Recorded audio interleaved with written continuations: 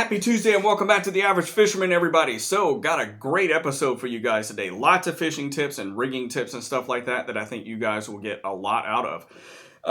I know it's been a while since I posted a video. I've been fishing pretty regularly, but the problem is here now that there's been multiple fronts coming through. In fact, we have one coming tonight that's going to bring just a ton of rain, and then we're going to have 2 days of very cold, freezing temperatures in the 20s.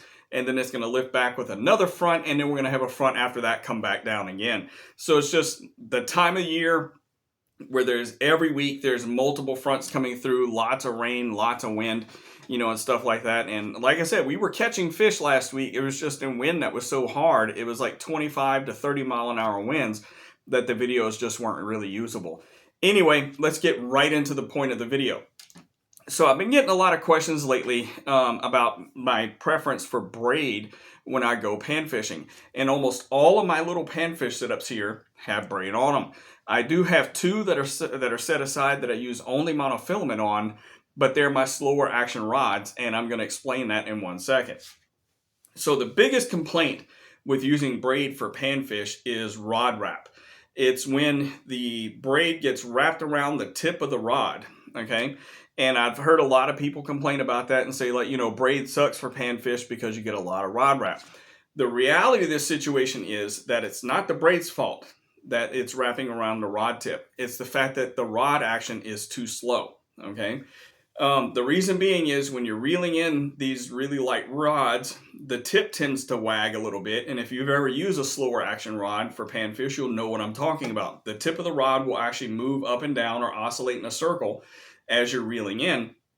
And since braid has no memory, it gets kind of picked up when the rod moves up like that and kind of thrown over the edge of the rod. And when you continue to do that over and over, the rod's oscillating, the braid is getting wrapped over the rod tip.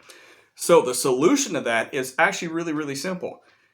Use a faster action rod or a panfish rod that has a true fast action, or even extra fast if you can find one.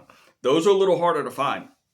The light and ultralight power rods and extra fast are really kind of difficult to find. And I only have one of them here, and it's just out of camera range. Yeah, it's all the way on the end over there.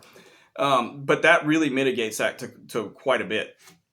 These Panfish Elites that I have here, these Bass Pro Shop Panfish Elites, these two twin rods right here, they have kind of a slow action for being a fast action rod. So it lists them both as fast, but they're not really fast actions. They're more like moderate. And yes, I do have braid on both of them. So I know when I go fishing with those two rods, because they are pretty decent rods, then I'm going to have problems with line wrap. And, that's just something that I face. It's something that I know going into it when I pick these rods off the shelf in the morning that I'm going to have to spend some time undoing my braid from my rod tip. Now, the Crappie Max Pro rods are a little faster action than those, so I very rarely have a problem with line wrap when it comes to using those. The Fluger Tryon combos that I use when I panfish, same deal. The action on those is much faster than the Panfish Elites, and so I very rarely have a problem with line wrap.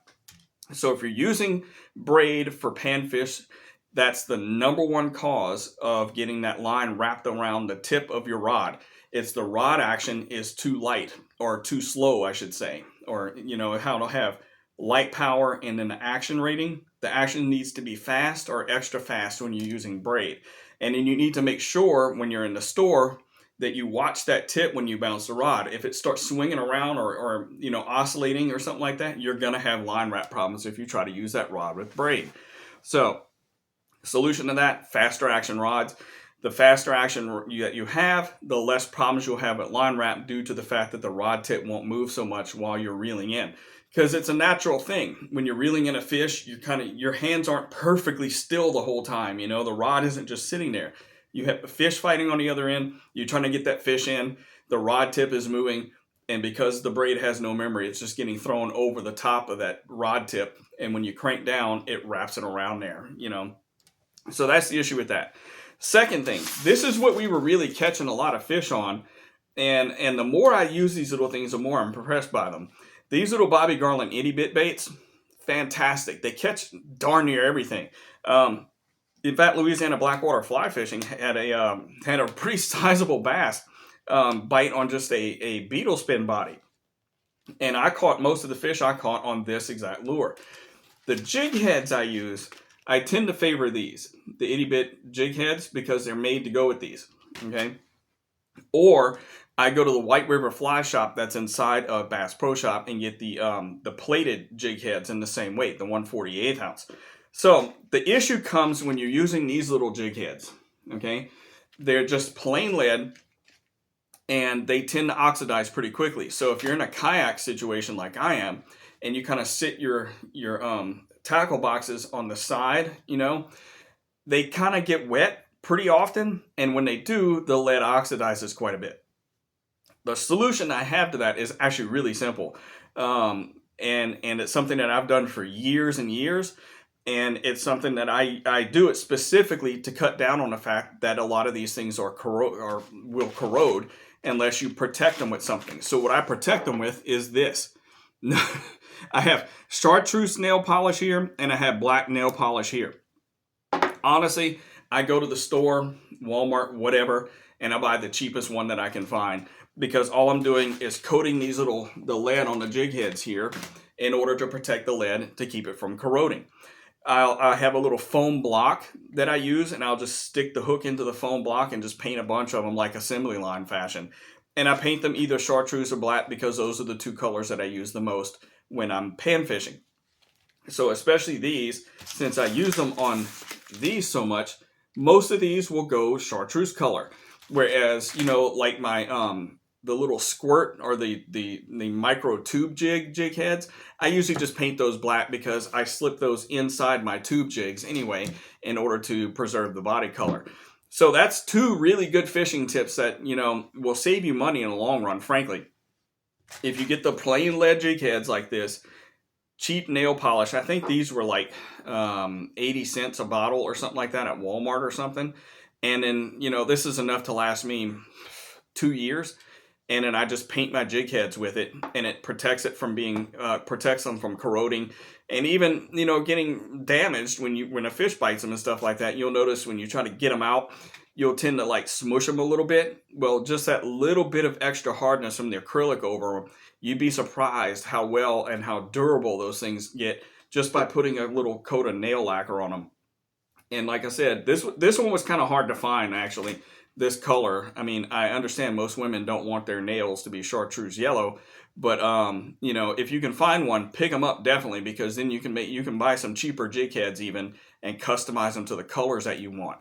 I'll even take these and spot them, like put two little eye dots with the black paint on either side when I'm done and have them dried out, just to make them a little bit more realistic or something like that. So I hope you guys are having a good day. I hope the weather's much better than it is for you, than it is here where I am. We're just having some really crappy back-to-back fronts lately, and it's just really kind of ruining the fishing. Again, panfish, I'm a big proponent of using braid. One of the main benefits of using braid with panfish is the fact that your cast can be so much further. And I'm not talking like a little bit, okay? The difference between 2-pound mono and 6-pound braid, as far as casting distance, is not even close. With the 6-pound braid, I guarantee you'll throw 10, 15 yards further than you're able to with even something small like a 2-pound monofilament.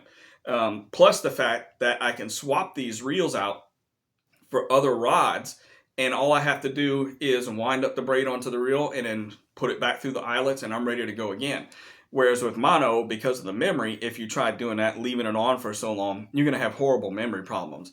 So I prefer braid for that reason mostly. It has very little to do with the sensitivity of it and stuff like that, since a lot of my fishing is using these little thill corks you see right there. I had to look at myself in the camera. These little thill corks, so the sensitivity doesn't really matter. It's the durability of it, and the fact that I can buy 2 spools of braid, 6 pounds, spool up all my ultralights, and then I'm good to go for the next 2 to 3 years as far as leaving the braid on my reel. As long as I don't get a bunch of snags and have to break off too much, I can just leave it on there for 2 or 3 years and not ever have to worry about respooling these things. The issue is, like I said, if you're frustrated because you're trying braid for panfish and you keep getting a lot of line wrapping around the tip of your rod, it's not the problem with the braid. It's the fact that your rod action is too slow and you need to step up to a stiffer or faster action rod, and that will solve the problem for you. Hope you guys have a good rest of your week. Tight lines, my friends.